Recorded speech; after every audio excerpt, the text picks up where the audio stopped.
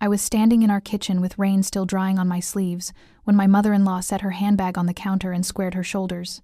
"You don't belong here," she said.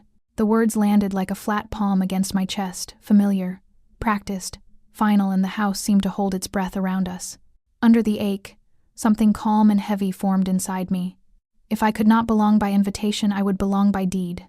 I took the dish towel from my shoulder and folded it in half. "This is my home," I said, quietly enough that the cabinets could hear. She clicked her tongue. "It was my son's home. You were a visitor who stayed too long. I married him," I said. "I cared for him. I kept this place running when he couldn't climb the stairs." "You kept the lights on," she said, reaching for the kettle like it still answered to her. "That doesn't make you family." "It does," I said, and I moved the kettle to the back burner because she always left the flame too high. It did. She looked at my hands like they were on her jewelry.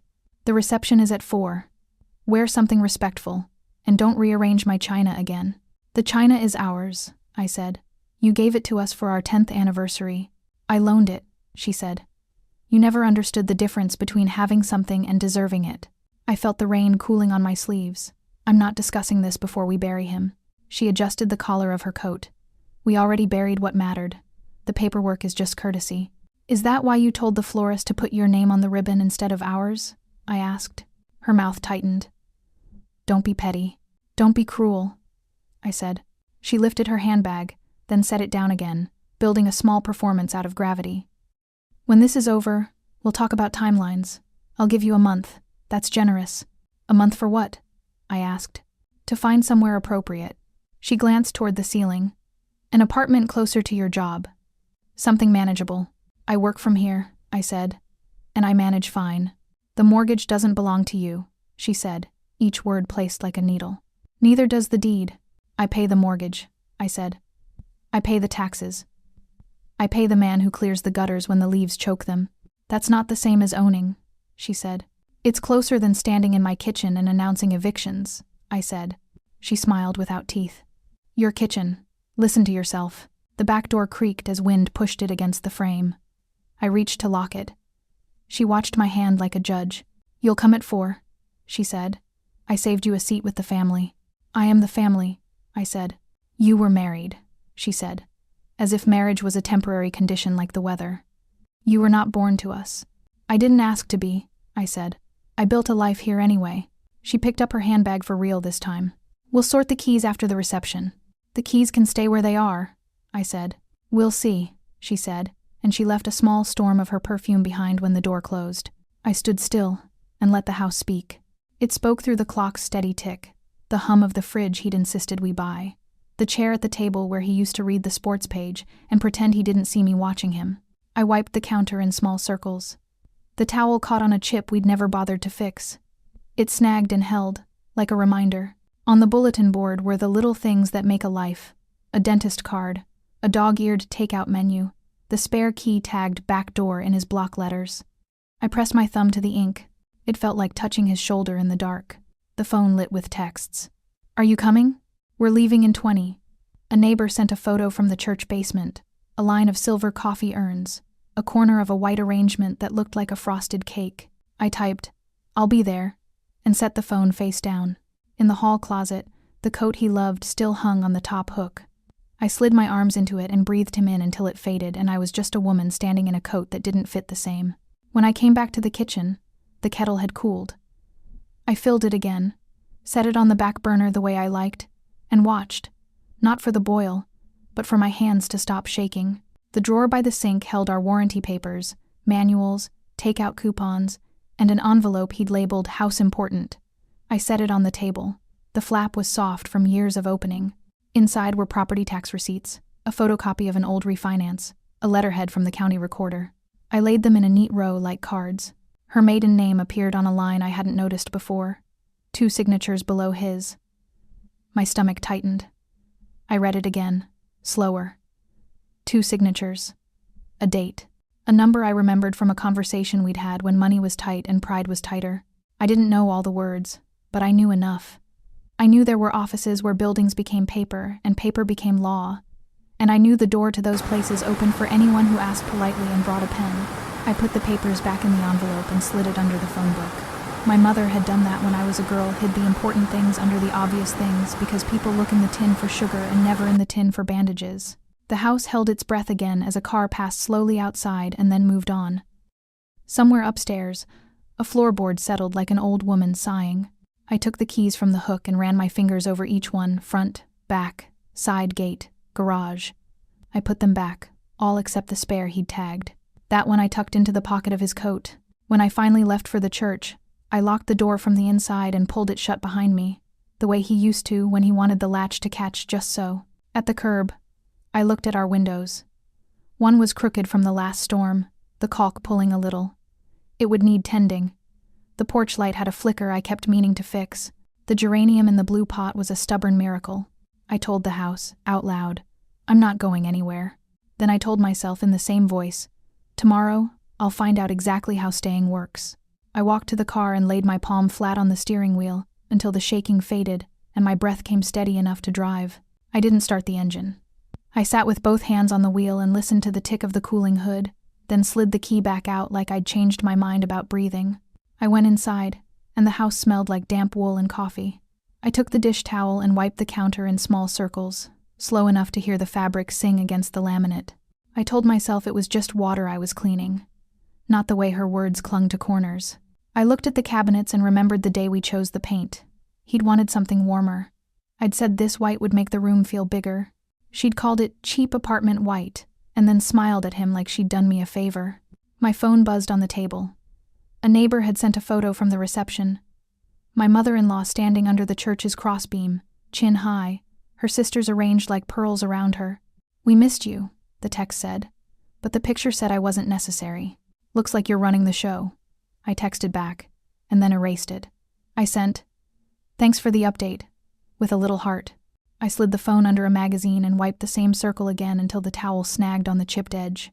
I changed my blouse, checked the porch light, fed the geranium because it looked thirsty, and then I took the envelope labeled "House Important" and slid it into my purse.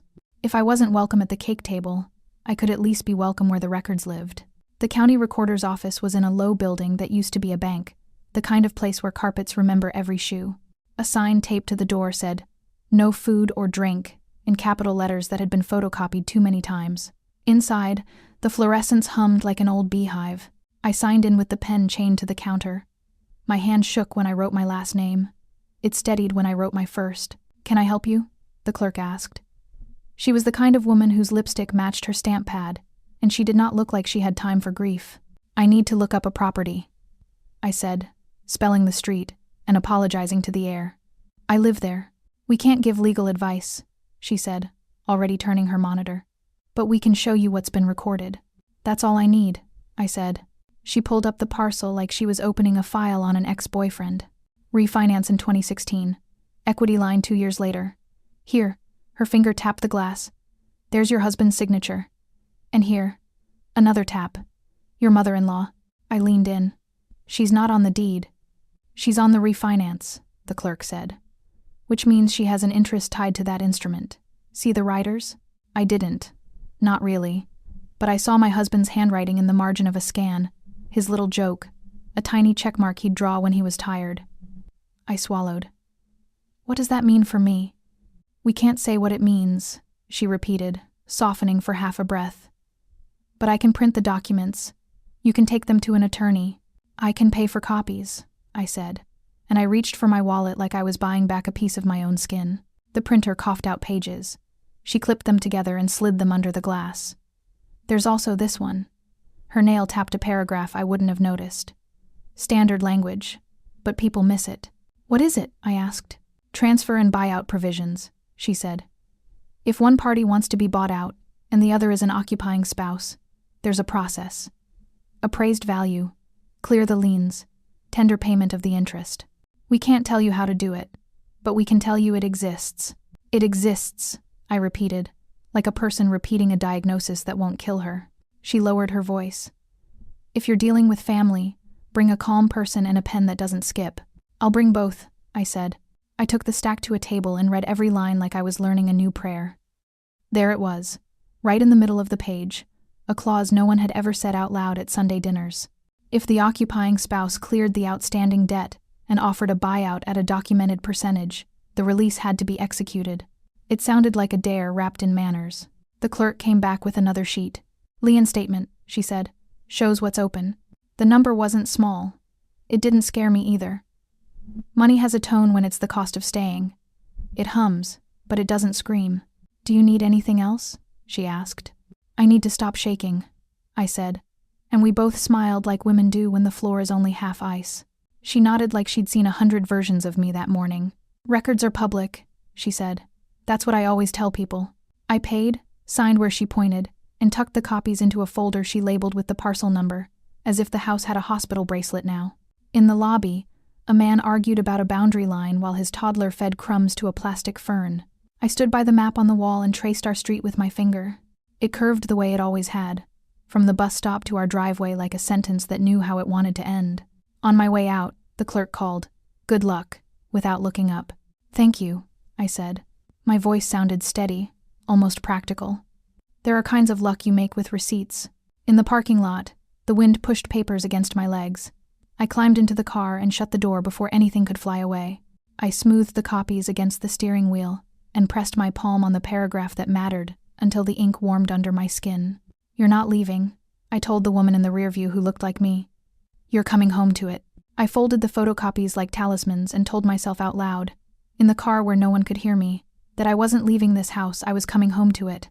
I drove straight to a strip mall where a law office sat between a nail salon and a shuttered frozen yogurt place. The door chimed like a cash register. A receptionist with tired eyes asked if I had an appointment. "No," I said, holding up my folder. "But I have paperwork and a clock that's not kind." She looked at my face, then at my hands. "Give me 5 minutes," she said, and she disappeared down a short hall. The man who came out didn't waste any. He was trim, gray at the temples, no diploma parade on the wall, just a framed map of the county. "I'm Daniel Reed," he said, like it could either help or not. "Tell me what you're trying to do." "I want to buy my house," I said, the words steadier than I felt. "From my mother-in-law." He didn't blink. "From your mother-in-law," he repeated. "All right, let's see what we're dealing with." I spread the copies on his desk. He read in silence, tracing paragraphs with a capped pen. When he got to the clause the clerk had tapped, he hummed once. "People never read this part," he said. "I read it," I said. "Now I need to understand it." He nodded. "There's a path. It isn't pretty, but it's straight. Appraisal to set fair value, lien payoff to remove clouds, tender a buyout of her recorded interest. If she refuses after proper notice, and escrow, there are remedies. If she accepts, we record releases. Numbers, dates, signatures. Will the numbers be louder than her?" I asked. "Math is stubborn," he said. "Grief is loud. Stubborn wins if you let it." He made a list in block letters. Appraisal, title search, lien payoff statement, escrow, proof of occupancy, source of funds. He tapped each word like a rung. "Climb these. Don't look down." I told him about the way she'd spoken in my kitchen. "She wants me gone. She wants control," he said. "Control is a cheaper feeling than love." I let out air I didn't know I was holding. "What do I do first?" "Order an appraisal," he said. "From a neutral. I'll request payoff figures. We'll open a file with escrow so we're not passing cash across a table like a bad movie. You'll need funds in place to tender the buyout. If you can't cover it all, we document a loan." "I can cover part," I said. "Maybe half." He sat back. "Then we build the other half." He slid a simple agreement across the desk, his retainer written in blue ink. "I'll keep the hours clean," he said. "No surprises. Bring me what you have, and we'll make the rest." I signed. The pen scratched like a zipper closing. At home, I opened our desk and pulled bank statements into a pile that felt heavier than it should. I dialed our credit union and got a loan officer with a gentle cough. "What's the purpose?" she asked. "To keep a roof," I said. "On my house." "Owner-occupied buyout," she said, like she'd said it 100 times. "We can look at a modest home equity loan, provided the appraisal supports it." "Do you have your documents ready?" "I've been getting ready for a long time," I said. And she told me exactly which pages to print and which to ignore. I laid out pay stubs, tax returns, the letter from the county with our parcel number printed like a birth date.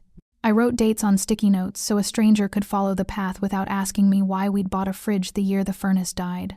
The bracelet came last. a slim coil of gold my mother had given me when I turned 21. I held it against my wrist, and then against the truth. I put it in a small velvet pouch and drove to a jeweler who bought estate pieces. He weighed it in his palm like a small story. "It's good gold," he said. "Are you sure?" "I'm buying something else," I said. "Something that fits." He counted the bills neatly. I didn't cry. Some things are easier to carry in different shapes. I met the appraiser at the porch. He was polite the way people are when they can smell tension in the baseboards. "I'll be quick," he said, taking photos like he was trying not to see. "Take your time," I said. "The house has waited this long." He noted the crooked window, the flicker in the porch light, the stubborn geranium that made the front stoop look less like a question. He measured rooms I knew by heart. He asked when the roof had last been redone, and I heard my husband's voice in my mouth when I answered. "In the kitchen." He glanced at the chipped counter. "Wear and tear," he said. "Life," I said. When he left, I called Mr. Reed and told him the appraisal was underway. He said he'd pulled the lien statement and there were no surprises, just the old number and the interest that had grown like weeds. "We'll clear it in escrow," he said. "I'll draft a letter to your mother-in-law's counsel, if she has one, or to her directly if she doesn't. We'll keep it polite. Polite is its own weapon." "Do I have to talk to her?" I asked. "Not about numbers," he said. "About dinners and memories, yes. About dollars, no. That's what you're paying me for." I printed the loan application and filled it in with a blue pen because black felt like a funeral.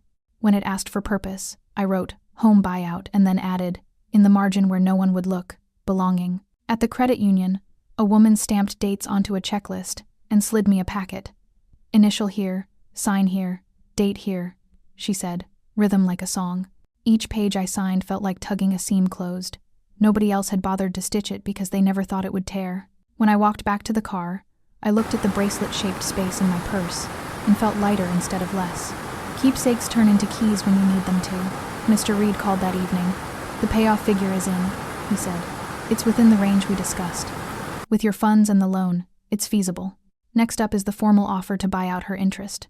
We present with the appraisal and proof of funds so it's not theoretical. If she accepts, we schedule a simple signing. If she refuses, we escalate, still polite." "She'll call it greed," I said. "She can call it anything," he said. "We'll call it compliance." I sat at the table with the packet spread out again, the house quiet around me like it was waiting for my cue. "How long does all this take?" I asked. "Depends on cooperation," he said. "Give me a target date and I'll aim everything at it." I looked at the calendar on the fridge. There was a little heart drawn on a square we never made it to last spring. Our 32nd anniversary. I pressed my thumb to the box and felt the paper give a little under the magnet. "Make it then," I said. And when I hung up the phone, the kitchen felt a degree colder, like the house had heard me choose a side. I checked the thermostat. She'd set it low again, the way she always did when she wanted the air to disapprove of me. I turned it up a notch and waited for the vent to whisper. I pulled his cardigan from the chair back and put it on. The sleeves were too long. I folded the cuffs and told them, "We're working on it." Upstairs, drawers opened and slammed. It sounded like a janitor cleaning a school after a bad day, everything louder than it needed to be. I got out the big plastic bins and started packing his shirts. I smoothed the collars and said things I had never said out loud. "They still smell like you," I whispered. "I'm keeping the blue ones." Her footsteps stopped over my head. "What are you doing?" she called, voice like a broom handle against a door. "Organizing," I said, "so nothing gets lost." She appeared in the doorway, arms folded over a sweater she'd had since the Clinton years. "You don't get to decide what's lost." "I'm keeping the bills paid," I said. "That helps." Her eyes flicked to the shirts. "Those are my sons. You're not to take them." "I'm not taking them," I said, careful. "I'm packing them. For safekeeping." "Same difference," she said. "Everything walks away in this house." "Nothing is walking," I said. "It's all staying right here." She pointed to the bins. "Where I can see them." "You're welcome to look," I said. "But I won't be shouted at." She stared at me like she was measuring the space I took up. Then she switched targets. "The back door sticks," she said. "It's a hazard. I'm calling someone." "It sticks because the frame swelled in the rain," I said. "I'm calling someone," she repeated, and she left a trail of winter behind her. An hour later, a man in a company polo stood at the stoop with a toolbox and a neutral face. "You called about a sticky back door?" "She did," I said. holding the door open with my hip. He jiggled the handle, studied the strike plate, took out a little flashlight like he was checking a throat. "It's swollen wood and a tired latch," he said. "You could sand here, adjust the plate, or replace the hardware." "She wants it replaced," came her voice from the hall. "And the lock's checked. We should know who has keys." He nodded the way tradesmen do, when they don't want to be part of a divorce. "I can quote a rekey for all the doors." "Please write it down," I said, meeting his eyes. "I'll schedule the work." She bristled. I called him. "And I'll be paying him," I said.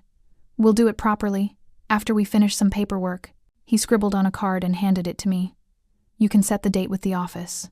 "I will," I said, and I slid the card into my pocket like a promise with a brass edge. When he left, she hovered in the threshold like a smoke alarm waiting for a reason. "You think buying new locks will make this your house?" "I think locks keep people safe," I said. "Whatever else they do is extra." She muttered something about women who think they're clever. I let the draft take it. I went back to the shirts.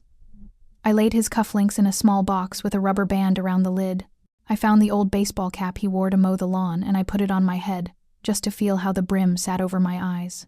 I cried a little and then wiped my face with the inside of the cardigan sleeve so the outside stayed soft. She banged drawers upstairs until the house felt like a cymbal. I carried the bins to the hall and stacked them against the wall, labeled in thick marker: keep, give, decide. At dinner time, I scrambled eggs and burned the toast and ate standing up. She didn't come down. I left a plate in the microwave with a note: "Heat 1 minute if you want." I washed the pan and turned the thermostat up another notch. The vent sighed like an old friend. When the house was quiet, I made a slow lap with the lights low. I stood in the kitchen and put my hand on the counter where he'd cracked eggs at midnight, like he was hatching good ideas. "Midnight eggs," I said, like the room needed the label to remember. In the hallway, I touched the wallpaper seam we'd argued about and then laughed over, because sometimes you need a fight to find the end of the tape. "Private," I told the hallway. "You kept things between us and never took sides." In the bedroom, I sat on the edge of the bed and looked at the corner where the afternoon light used to land on his book. The quiet there felt like a hand on my back, steering me without force. "Triumph doesn't shout," I said. "I hear you." I checked the windows, the stove, the back door he'd meant to fix and never did.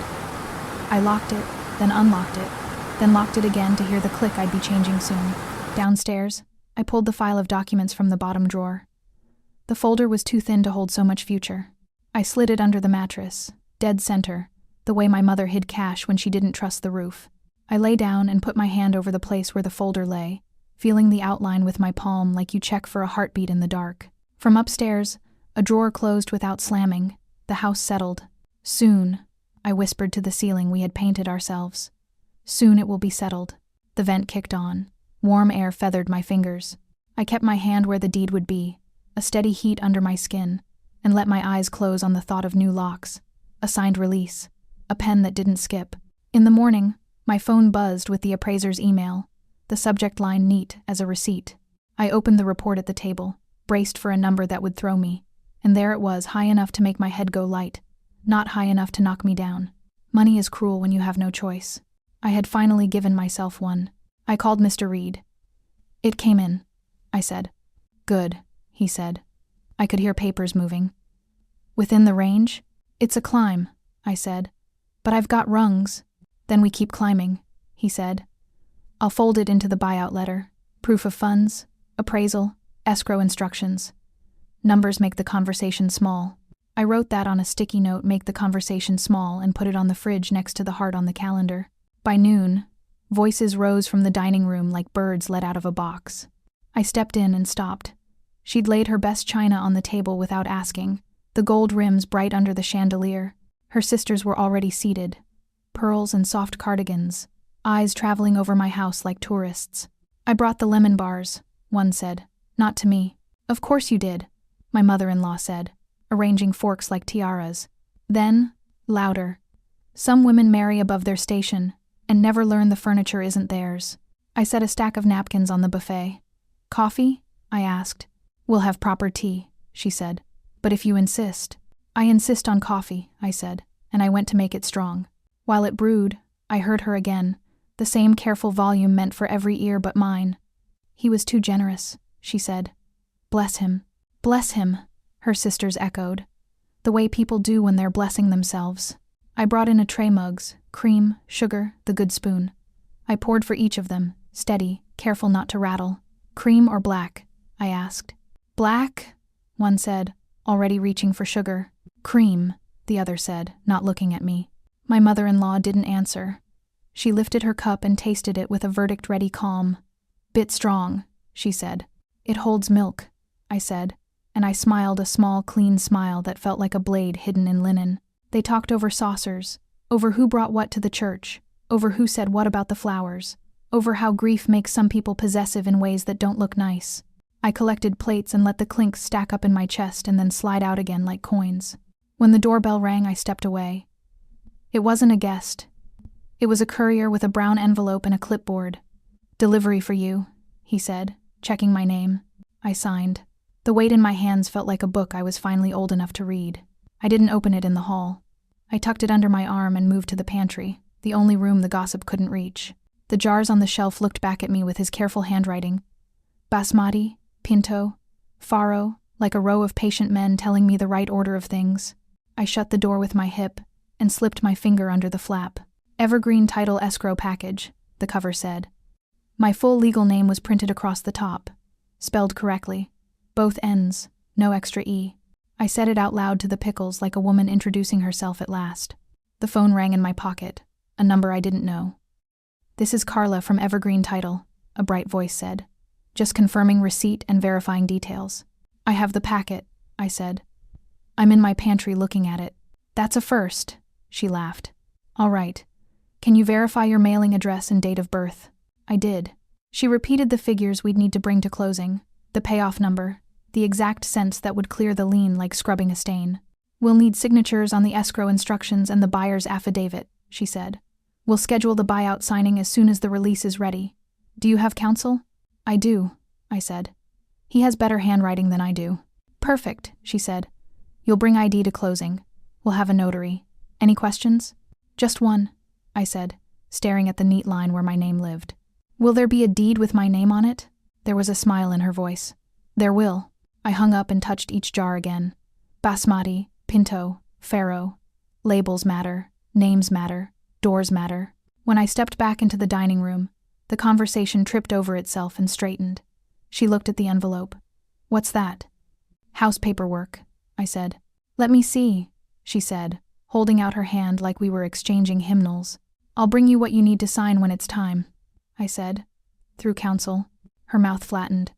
You always were dramatic. I'm trying very hard not to be, I said. She leaned back and addressed the room. Some people love rules when it suits them. Sugar? I asked one of the sisters, and she said, 2, dear. Like she was afraid of being associated with whatever I was. I cleared plates, rinsed forks, and set cups in the rack upside down to dry.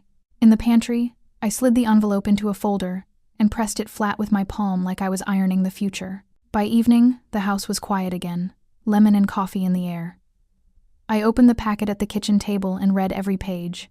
Escrow instructions, settlement statement, a polite letter for her, requesting execution of the release upon tender of funds. My hands didn't shake. She passed the doorway on her way upstairs and paused. You think paper will make you family, she said. Paper will make me owner, I said.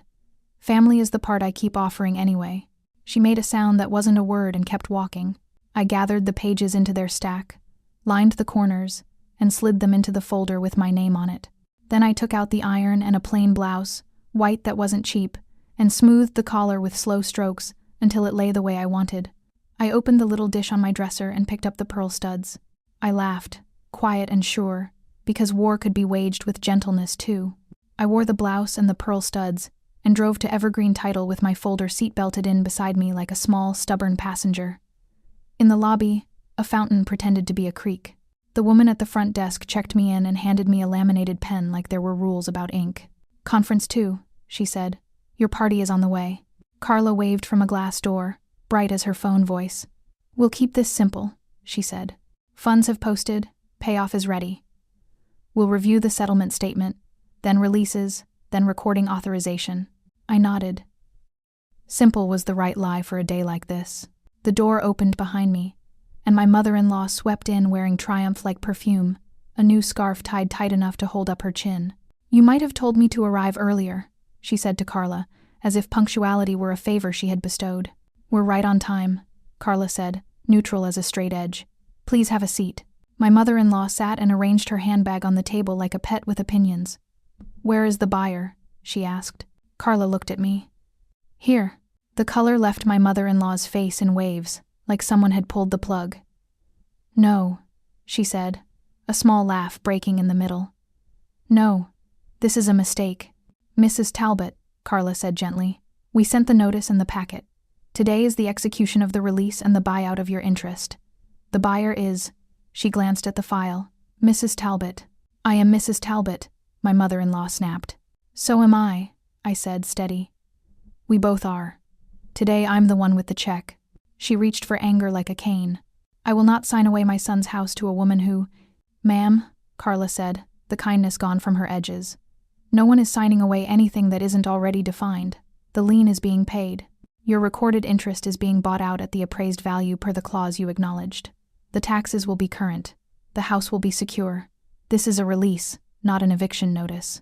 She's making me a tenant in my son's home, my mother-in-law said, but her voice had lost its footing. I folded my hands. I told you I'd keep the lights on, I said softly. That hasn't changed. You can stay in the guest room, safe and warm and respected, under my roof, with boundaries we keep. She stared like she was trying to hear a frequency she'd refused for years. You would put me in a guest room. I would put you where the afternoon light is kind, I said, where the bathroom is close, where no stairs will make your knee ache, where you can close a door and be left alone, and where I can close mine and be left alone too. Carla slid the settlement statement across the table. Here are the numbers, she said, tapping lines with a manicured nail. Here is the payoff to the lender and the satisfaction to be recorded. Here is the consideration for the release of your interest. Here is the escrow disbursement. The total to you is right here. My mother-in-law looked at the figure. Money steadied her the way it steadied some people. It seems low, she said. It's the result of the certified appraisal you received, Carla said. If you'd like to review the comps, we can print them again, but this is the documented fair value of the interest being released. I don't care about comps, she said, rattled. I care about principal. Principal is paid with choices, I said. I'm paying mine. Carla set a pen by each signature line. If we can proceed. My mother-in-law turned to me. You could have just moved, she said. You could have spared us all this. I tried to spare us, I said. The day you told me I didn't belong. I decided to belong by deed. She flinched, like the word had touched a nerve under the skin. You stay petty, she said. And I will stay correct. Stay, I said. That's what I'm asking. Silence sat down with us. Carla cleared her throat. We have a notary present, she said. We'll need to see IDs. We produced our licenses. The notary compared faces to plastic with the seriousness of a border agent. She stamped the first page. The sound felt like a door closing 3 rooms away. Carla slid the release form closer to my mother-in-law. This is the instrument that removes your interest upon receipt of funds, she said. You'll sign and date where indicated. My mother-in-law picked up the pen, set it down, picked it up again. He would hate this, she said to the air. He would hate the fighting, I said. He would love the heat staying on and the roof not leaking. He would like you safe. He would like me safe. Don't tell me what my son would like, she snapped, and then her voice broke a little on like betraying her. She reached for anger again and found it thin as tissue. We'll be polite, Carla said, and we'll be done. My mother-in-law pressed the pen to paper. It scratched like a small animal trying to get out. She signed her name with the same steady hand she used to label casseroles. The notary stamped. Carla rotated the stack to me. I signed where my name waited, all the letters behaving. Carla checked everything twice, then picked up a folder from her neatly squared pile. Recording authorization, she said. We'll e-file today. You'll receive confirmation from the county when it's official. My mother-in-law stared at the middle distance.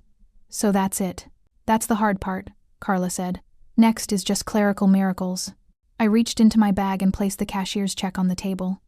It looked absurdly small for what it would change.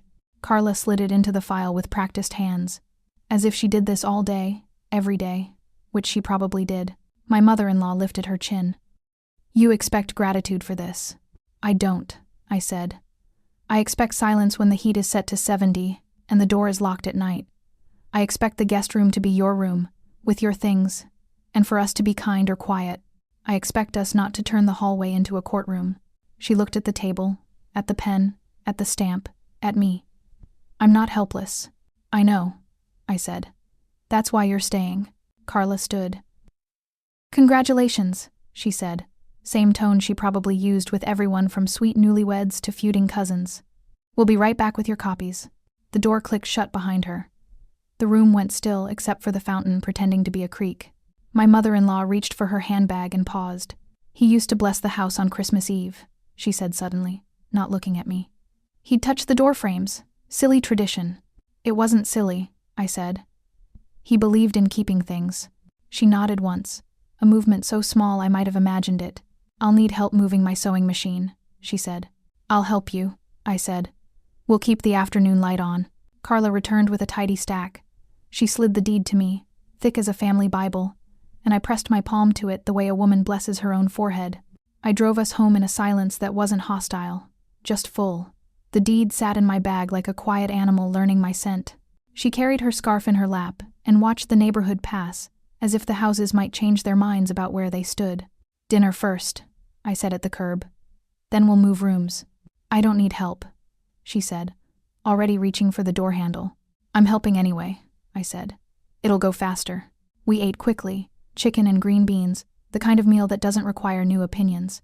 She put her fork down exactly where a placemat would have been if either of us had felt like ceremony. "I'll get my shoes," she said.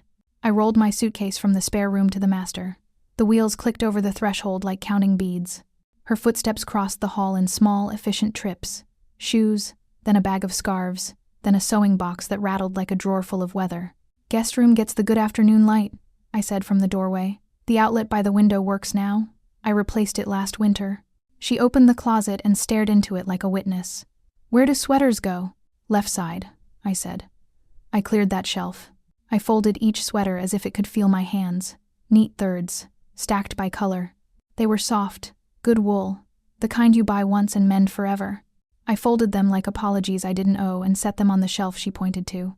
She picked up a cardigan and pressed it to her face for a second. "It smells like cedar," she said, as if that proved something. "I keep a block in each closet," I said. "Moths are greedy." She set the cardigan down. "You're very proud of your systems." "They keep us from arguing," I said. "Nothing keeps people from arguing," she said, but softer. We moved the sewing machine last. It was heavier than it looked, solid old metal that made its own weather. "Careful," she said, and I said, "I am." We set it on the desk by the window where a square of light waited like an appointment kept. In the kitchen, she opened a cabinet and frowned. "Where are the cereal bowls?" "Second shelf," I said. "They used to be here," she said, opening another door as if the bowls might have taken offense and moved. "I raised them so I could reach the pots without a stool," I said. "You can move them back if you like." She did. She shifted mugs, then spices, then the stack of dish towels I kept folded in a way that made sense to my hands. It wasn't about bowls. It was a way to say, "I'm still here." On the hall table, she paused at the family photos. She turned my wedding picture face down with 2 fingers, as if dusting. I flipped it back without comment and wiped a spot that wasn't there. "Mail came," I said, which it hadn't, not yet. When the mail did come the next day, she met the carrier at the door. "Tenants now," she told him, loud enough to reach me at the sink. "You should update your notes." I dried my hands and walked to the door. "Good morning," I said to the carrier. "We're the same names at this address. Deliver as usual." He handed me a catalog and a coupon for gutters. "Got it," he said, eyes quick between us like a ref who hoped for a short game. She shut the door and looked at my necklace like it had a price tag. "You didn't have to correct me." "I didn't," I said. I corrected the record. That night the house settled in the way old houses do, as if they can finally exhale when the dark covers the street. I drifted and woke and drifted again. Around 2, I heard it. A soft, stubborn crying through the wall. Not performing, not accusing, just grief speaking its old language into a pillow. I lay still. There are sounds you don't answer with speech. I put my hand on the duvet and counted my breaths until mine matched the slow shake of hers through the plaster. Morning made the windows pale and the floors cold.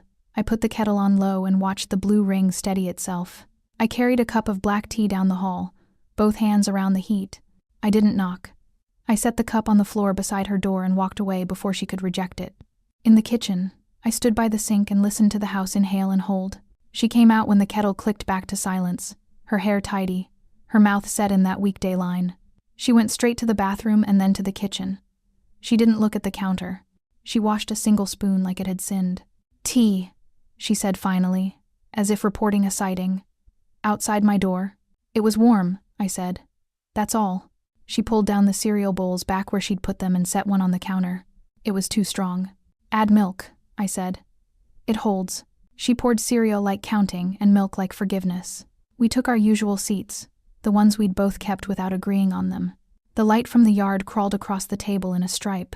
After a minute, she stood, took my cup from the sink, a cup I hadn't even dirtied yet, and ran hot water over it. She washed the rim with her thumb and set it upside down to dry. "Thank you," I said. She nodded once, eyes on the dripping cup. "You turned the thermostat up," she said, not a question. 70, I said. "You can turn it down if you're hot." "I'm not hot," she said. "I'm old."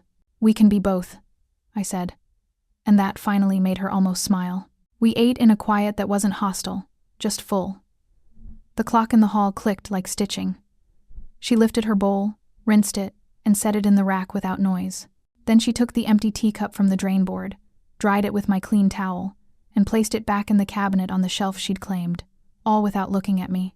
I poured myself coffee and felt the room take a small step closer. By breakfast, the cup was empty and washed, and she nodded once at me across the table like a soldier acknowledging a truce line. We did dishes side by side. Then I took the trash out and she went to shake a rug on the back steps. I heard the thud before I heard her shout. By the time I reached her, she was sitting on the cold slate, one shoe off, both hands gripping the rail. "Don't touch me," she snapped, then winced. "Help me." I knelt and slid my hands under her elbow, careful as you are with glass. "Which hurts?" "Knee," she hissed. "Stupid step, stupid weather, stupid calendar." "The calendar?" I asked, easing her upright. "It keeps going," she said. "That's the problem." We stood there breathing like we'd just carried a couch. The sky felt heavier than it looked. I got her inside and onto a chair and checked the knee. A bruise was already blooming, a dark coin under the skin. "I'm taking you in," I said. "I'm fine," she said. "You can be fine in urgent care," I said, and I went for her coat.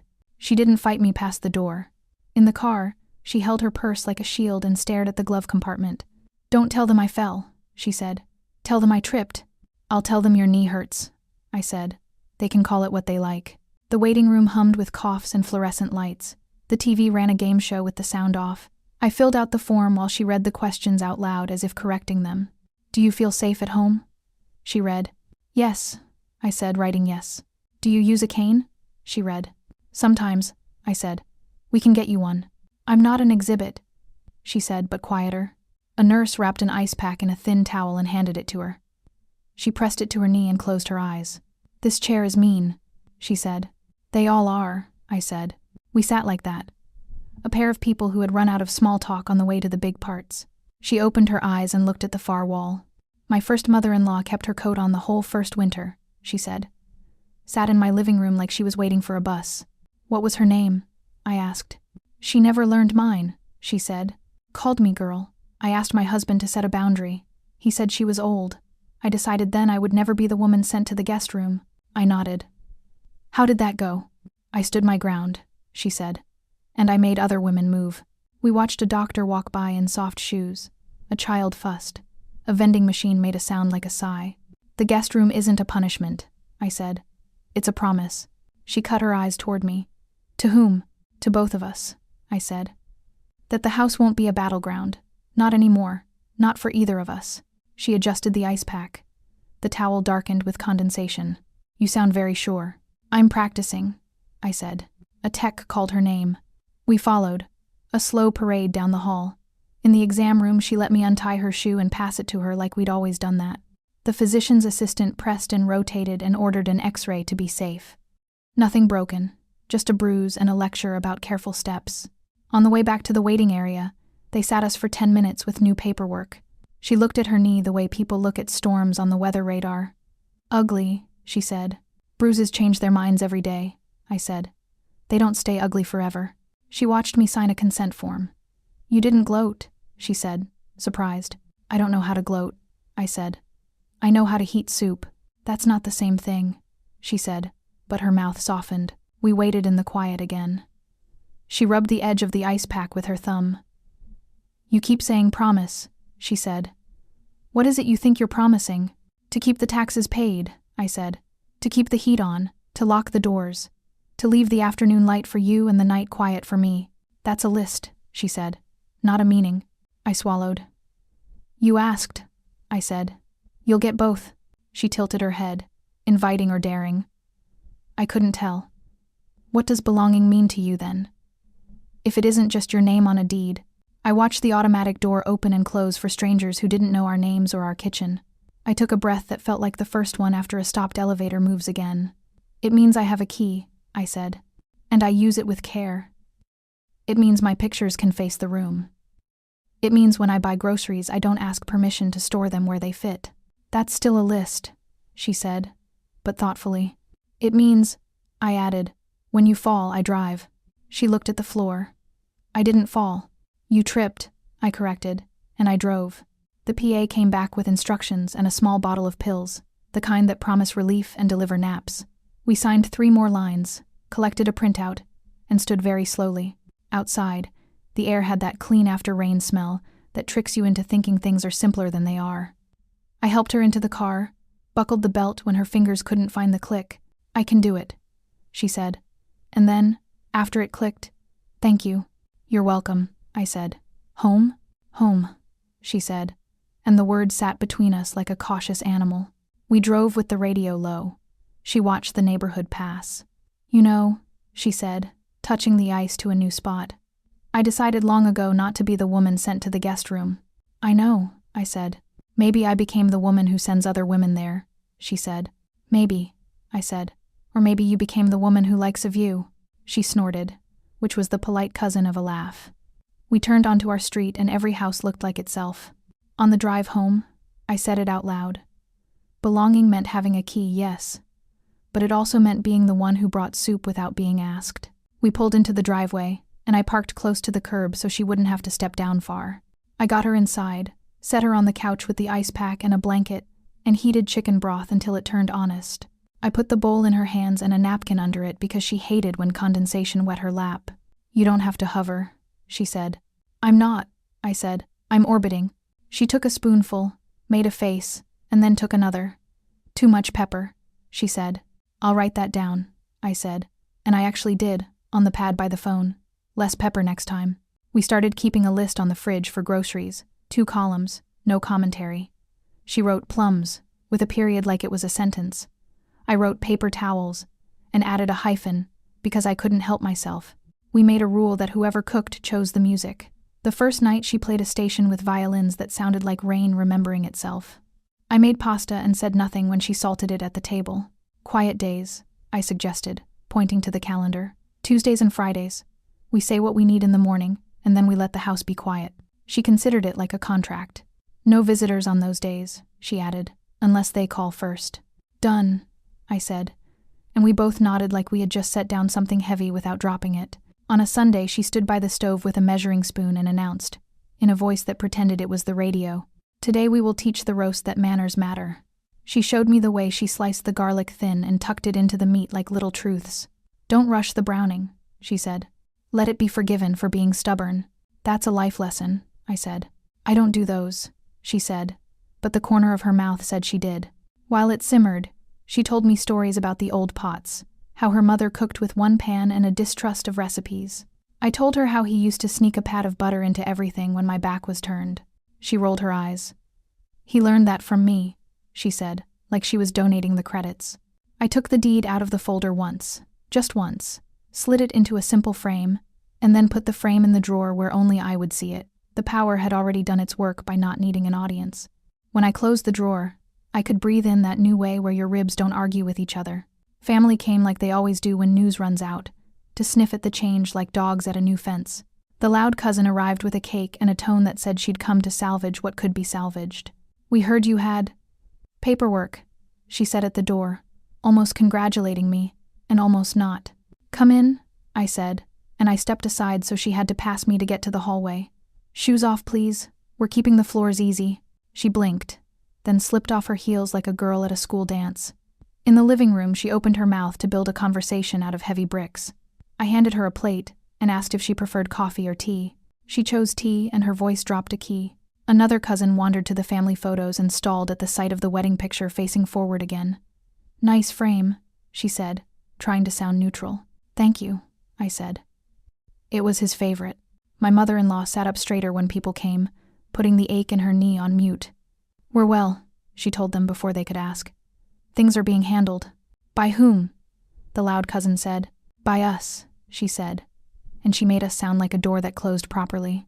In the hallway, a nephew whispered, "So you own it now," like I'd bought a tiger. I smiled. "We keep it now," I said. "That's the verb." They lowered their voices without being told. Even the loud cousin, who had never found a hallway she couldn't echo in, softened at the edges and asked where to put her cake. I showed her the cake knife, and she didn't argue with the angle I cut. The treaties grew like ivy slow, then suddenly there. On Tuesdays I wore earbuds and she read the paper with a real pen. On Fridays she took the good nap and I answered the door for deliveries with a hello that discouraged conversation. On the nights she cooked, she chose Sinatra and hummed along under her breath. On the nights I cooked, I picked the old soul station he loved, and we both pretended we weren't counting memories like coins. She reorganized a cabinet to erase my reach, and I put one shelf back without comment. She turned the thermostat down in the morning. I turned it up in the evening. By the end of the week, we settled at 68 like two people meeting in the middle of a narrow bridge. She still called the guest room my room, and I let her, because it was. One evening, after dinner, I stood at the sink with a plate in my hands, watching water bead and run. The day had been a long one. A plumber who didn't show, a bill that required a phone tree, her knee aching in a weather that couldn't make up its mind. I was about to set the plate on the rack when I heard a knock. Not on the door, on the door frame. She stood there, hand still raised from the knock, which felt like a ceremony she'd made herself attend. "Do you want help?" she asked. The plate in my hands went suddenly lighter. I turned the water down to a murmur. "If you like," I said. She took the towel and stood beside me. We didn't choreograph it. We just did it. I washed. She dried. When I handed her a glass, she turned it in the cloth like something of value. "You miss him when you do this," she said. "I miss him when I do anything," I said. "But yes." She nodded. "He was terrible at drying," she said. "Water spots everywhere." "I know," I said, and we both almost smiled. She set the finished glass on the counter and didn't rearrange it. The overhead light hummed its pale, dependable song. The faucet ticked once as it cooled. Our shoulders touched and didn't flinch. We dried the last glass together in the pale hum of the overhead light, and the silence between us was finally companionable, not armed. In the weeks that followed, we moved like people learning a dance neither of us had chosen. Paint dried where scuffs used to be. I patched the nail holes and rolled fresh white over the places our arguments had leaned. The locksmith came and left with a jangle. The new keys were dull brass that didn't remember anyone else's hand. She put a lavender sachet in the guest room drawer. The first night it was too strong. By the second night it was a whisper. I walked past her door and saw the small lamp warming the bedspread like a tame sun. The house didn't wince when doors closed anymore. Hinges creaked like old jokes, not warnings. We kept our treaties and added small amendments. Quiet Tuesdays survived a plumber emergency and a grandniece selling cookies. Fridays gained a rule about early baths. She taught me how to rescue a sauce that misbehaved. I taught her the trick with vinegar that clears a drain. "I don't believe that," she said, watching it work. "Believe the result," I said, and she nodded like a woman taking note in pencil. One afternoon, I dragged a box of cookbooks from the hall closet, the ones we never reached for because the recipes lived in our hands. A note card fell out of the spine and skated under the toaster. I fished it out with a butter knife and read his neat print. "Remember to check the pilot light." Underneath, he'd drawn a little flame with a smile. It hit me the way a smell can knock you back into a year you didn't know you missed. I set the card on the fridge with the strong magnet and called into the living room. He left us a note. She shuffled closer, glasses low on her nose. "Let me see." She read it and snorted. He drew faces on everything. I told him it made him look simple. It made him look kind, I said. "He was," she said, and for once there wasn't a fight hiding in the word. We left the card on the fridge. It became a little ceremony, checking the pilot when the air made its winter decisions. When I reached for the magnet, she'd sometimes get there first and tap the card like a bell. Family visits thinned and then settled into something normal. People brought food without checking the pantry for drama. The loud cousin came once with a tray of lasagna and said, without prompting, "Do you need help with gutters?" I said, "We're good." And she said, "Okay," like it was an answer she'd expected and could live with. On trash nights, I rolled the bins to the curb and touched each lid like I was blessing the small departures. She watched me from the window, then waved me in when the wind got bossy. Inside, she had an Afghan on her knees and the weather on mute. "You'll catch a cold," she said, which is what love sounds like when it's nervous. Rain settled in and made a season out of itself. The porch learned to glisten. The geranium retired with dignity, and I promised it a spring promotion. I recaulked the crooked window, plucked the old caulk away in long, satisfying strings, and pressed the new bead smooth with a wet finger. "Neater than last time," she said, inspecting. "Practice," I answered. One rainy afternoon, the sky went the color of a worn sweatshirt and the street blurred into a watercolor. I sat on the couch with a blanket over my feet, a book open to a page I wasn't reading. She stood in the doorway and looked at the rain like it was a conversation she might finally join. She didn't look at me when she said it. "I was wrong about where you belong." I closed the book and set it on my stomach. My first instinct was to make it simpler for her, to say it didn't matter, to offer a joke, to give the moment an exit. I didn't. I patted the cushion beside me. She came in and sat down like a person approaching a tame animal for the first time. We watched the rain stitch the street into one long, forgiving line. The gutter clicked and then learned its job again. Somewhere the heater thought about us. She sighed in that way that drops 10 years and found a stray thread on her sweater and wrapped it around her finger without pulling. "You made the house quieter," she said. "I listened to it," I said. "It kept telling me where it hurt." "You could have left," she said, not asking. "I could have," I said. "I wanted to stay." She nodded, slow. "Stubborn," she said. "Stubborn," I agreed. We sat there while the sky loosened and the street thickened with puddles that decided to be small lakes. A neighbor jogged by in a clear poncho and looked like a ghost who'd picked the wrong century. She made a face. "People run on purpose now," she said. "I can't keep up." "You don't have to," I said. "You have a chair." "Don't put me in it yet," she said, but she smiled. The heater clicked on. It made that soft woomph that feels like a hand over your shoulders.